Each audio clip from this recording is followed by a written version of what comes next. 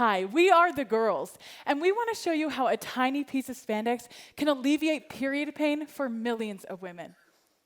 It's time we talk about period pain. Every month, virtually every woman you know has a period.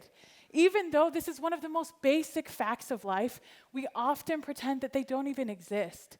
Instead, women suffer in silence, grimacing through pain, shame, and stress. This is ridiculous because it's 2019. We have amazing technology like artificial intelligence, smartphones, even smart sprinklers. But women are still having the same kind of period experiences they've been having for hundreds of years. They suck. But why? We started with an assumption based on personal experience. We thought that leaking caused the greatest pain for women on their periods. To test this assumption, we conducted 20 empathy interviews with women ages 15 to 55. We sat for hours with these women as they talked to us about their worst experiences and deepest pains. We put these interviews into a word cloud to find recurring themes. 3 themes kept coming up: swimming, leaking, and cramp pain. To further explore these, we drew up 3 conceptual prototypes. One addresses swimming on your period, one is a technological solution for leaking on your period, and one was a solution that addressed cramp pain. We took these to 15 additional women and walked through the prototypes with them. When it came to swimming, we were wrong. Women didn't care as much as we thought they did. They usually just avoided the pool or used a tampon. When it came to leaking, we were wrong again. Women had been managing their own bodies for years, and they didn't trust the technology to do that for them. They trusted their own intuition the most. To our surprise, cramp pain was the most popular solution for women, with one woman saying, "If you make this one, you can have my money." Because we like money, we pivoted from leaking to cramp pain. We learned that even though we had 26 years of period industry experience, our experience did not equal what the market wanted. In addition, we learned that women did not trust technological solutions to solve their period problems. They were scared of things that were highly different or highly technological. Based on this, we knew a future solution had to be based on an existing alternative. This is a huge market. Over 51 million women in the US alone experience moderate to severe cramps. In addition, 40% of women have cramp pain so severe they have to skip work or school. We wanted to learn, was cramp pain a deep pain for women? Were they willing to pay to alleviate this pain? And this was crucial, because if this number was low, we were not going to pursue this. And what were the existing solutions? To test this, we surveyed 139 women. We confirmed that, yes, this was a deep pain for women, both physically and emotionally. And the willingness to pay was higher than we were expecting, with the average being 59-47. In addition, we found 3 customer segments that emerged with the deepest pain: college-age women, working women, and women with endometriosis, a condition where cramps are much more painful and frequent. And these women also showed the overall highest willingness to pay, with their average being 108.62. Currently, 93% of women are using heat medication to alleviate their cramp pain. And since we barely passed chemistry in high school, we're not going to create a new medication, so we decided to focus on heat. And that led us to our next assumption, that heat would be the basis for our solution. From over 50 hours of observation, we knew women were already using heat options, but they forced them to be stationary.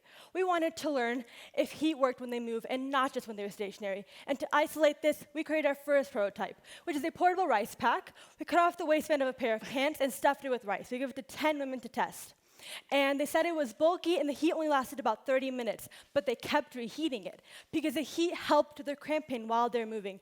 And this proved our hypothesis to be correct. Next, we wanted to know why the current portable heat options weren't working for women. And the closest one we found was one by Thermacare. It is an adhesive disposable patch that sticks to the inside of underwear and lasts about 8 hours. We bought one to try and read many reviews online. Women do seem to like it, but they had some problems with it. It felt sweaty and disposable, it wasn't hot enough, and they wanted heat in the front and the back. Based on feedback from women, we knew they wanted 4 main components combined in one solution: heat in the front and back, portability, discreetness, and long-lasting cramp pain alleviation. Based on these 4 elements, we created our next prototype. We took a Spanx tank top and cut the top right off. It had a built-in bra, which we used as a pocket, in which we inserted oxygen-activated hand warmers. We chose these elements because not only were they thin, but they were portable, with the hand warmers lasting 6 to 8 hours. We gave this prototype to 10 women to test. They loved it, with 100% of them saying it alleviated their cramp pain. We were shocked because it was so simple. But based on this feedback, we made a more formal prototype. We knew from our last prototype that the women liked the pockets in the back and the front. They also loved the slight amount of pressure that the nylon spandex bring and the thinness. Building and amplifying on these qualities, we switched from hand warmers to toe warmers, which are thinner and even hotter. We added a seamless band on the top and bottom for comfort, pockets, separated pockets in the front and back, and nylon for breathability. Because of our product and customer segment, we knew it was going to be difficult to find women to test our prototype on. Not only did they have to be on their period, but often the same women for comparison testing, and women with a pain level that we could access. We became experts at tracking other women's periods, with the notes sections in our phones covered in dates and names. In addition, we kept prototypes with us at all times. We also wanted to make sure that each test counted, with every woman who tested our product trying it for the duration of her cycle and reporting to us in-depth feedback, which we carefully recorded. We gave this prototype to 35 women, 28 of which we had no prior relationships with. Again, women loved this product, with 100% of them saying it alleviated their cramp pain. They were able to now go to school, work, and run their errands as usual. These tests were designed to be low cost, rapid, and reliable, only taking us 6 weeks and costing us $61.21. This solidified heat as our solution. Even though we knew women would pay to alleviate cramp pain, we didn't know if they would purchase our specific product, especially at a price that would not only cover cost, but provide healthy margins. And to consider this product viable, we knew we had to hit at least a 4x markup goal, which is a retail standard. To test this, we conducted 104 face-to-face product interactions and showed it to women and asked, would you purchase this? And for an even more diverse sample, we did another survey of 135 women, and we learned that the feedback was great. They loved it. 95% said they would purchase it. Using a research-based algorithm to analyze their data, we found a profit-maximizing price of $51.77. We confirmed that women would buy our product with an additional $5 to $10 per month as a subscription model. Women with endometriosis again show the highest willingness to pay, with many saying they would pay up to $200 for the initial package. To estimate cost, we talked to 3 manufacturing mentors and conducted 20 hours of research. We estimate our belt to cost $198, with each heat pouch costing us 8 cents. With our COGS at $484 and our expected price at $51.77 with a subscription model, we confirmed that we would exceed our 4x markup goal. But now, where and how would we sell? We assumed for easiest access to women, we would need to start in big box retail stores. We went back to our mentors who have over 50 years of experience, and we asked them. They said to initially steer away from big box retail because our product is so consumer-based, and to focus instead on e-commerce. To make our subscription revenue model work, we knew we not only had to gain that initial sale, but keep the women in our community. From previous interviews, we knew that the aspect of community was very important to women. Our channels are carefully designed to not only lead them to that initial sale, but keep them in our community, eventually turning them into influencers to influence other women to purchase the product. Because we're focusing on e-commerce, our cost per customer is going to be about $5.40. And our unfair advantage is not only that do we hit 4 things that the women wanted, but we also build a strong and safe community for these women. Throughout this journey, we have done 35 interviews, 274 survey responses, 56 distinct women have tested product with 1,680 hours of user product testing, 104 face-to-face product interactions. We're active members of 5 period support groups, 50 plus hours of observation, and we have 26 years in the period industry. All these tests have only taken us 4 months and cost us $61.21. In just 4 months, we already, with no advertising or marketing, we have 115 women on our email list waiting to purchase our product. In addition, 103 women have approached us personally, with more asking every day. I think 5 asked us today. Strangers often come up to us and say, "You're the period girls, I want to try." We love our girls, and we feel genuinely touched when they tell us that they can live their lives with our product. We are the girls, and we believe that your life shouldn't stop when your period starts, period.